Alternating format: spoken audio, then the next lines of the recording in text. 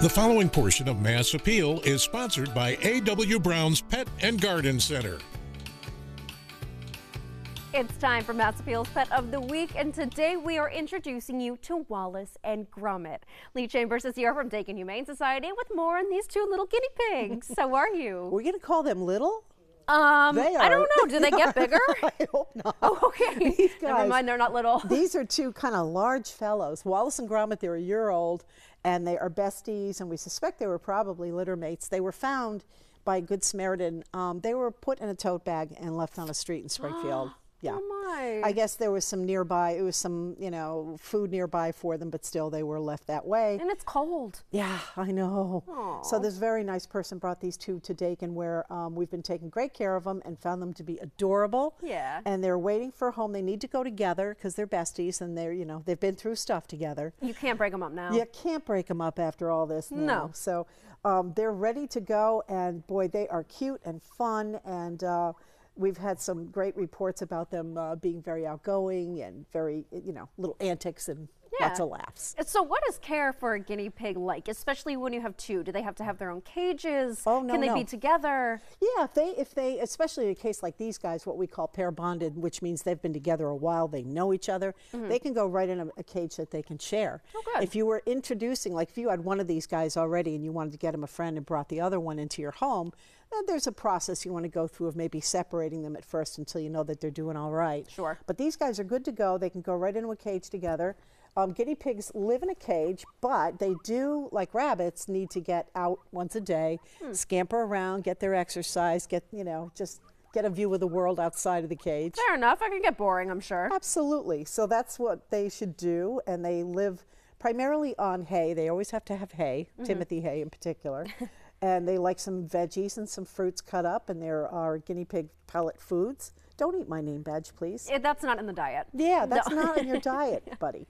So yeah, he's they're pretty easy to care for, but like any caged pet, you got to stay on top of that and get rid of the waste in there and every day, and then once a week, it's good to give the cage a good soaping. Sure. And I think you can pretty much get these guys to learn to be litter box trained inside their cage if you set up a box. Okay, that's kind of convenient too. That would be lovely. Yes. Yeah. So those are our guys. These are our guys. They're kind of cute. I kind of like them. This one was squirm. Who do I have again? You've got Gromit. I've got Wallace. Gromit was getting a little squirmy at first, but I think he's warming up to me. I think Gromit's looking for his buddy. I'm like, he's over here. He's right there. You see him? Wallace is over there.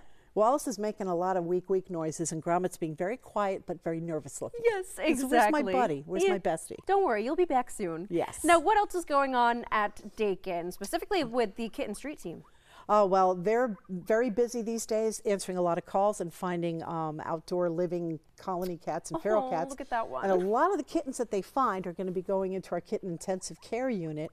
And we're just letting the public know that this is going to be happening this summer, this intensive care unit. We're seeking volunteers, which we've got to have to staff this. Yeah. A lot of kittens come to us in not very good shape, and if they're, if they don't have a home, then the Kitten ICU is there for them. We will take care of them, staff and volunteers combined.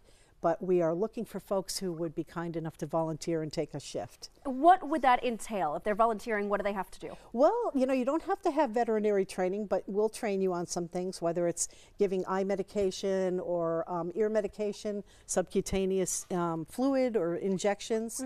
So you got to be comfortable learning how to do that, and we'll train how to do that. And it's very rewarding. We're saving a lot of kittens, and sometimes it's very tough, and you have to see some kittens in kind of rough shape, but just have every good effort to do your best to work with us and pull them through. And it'll be rewarding. You bet. Absolutely. Yeah. Do people have to apply for it? How do they sign up? Yes, indeed. What you would do is go to dakinhumane.org, and under programs, you'll see Kitten ICU under that menu, and it's an online application. And if you can just go there and sign up, we'll take it from there. We'll get in touch, and we'll get the ball rolling. Perfect. And on that website, too, of course, is Wallace and Gromit. So while you're there applying, you might as well apply for them, too. That's right. Lee, it is so good to see you. They got a little squirmy, but they've had enough. Yes, exactly. Good to see you, Lee, as always. Thanks. You too. The preceding portion of Mass Appeal was sponsored by A.W. Brown's Pet and Garden Center. For more information, visit awbrown.com.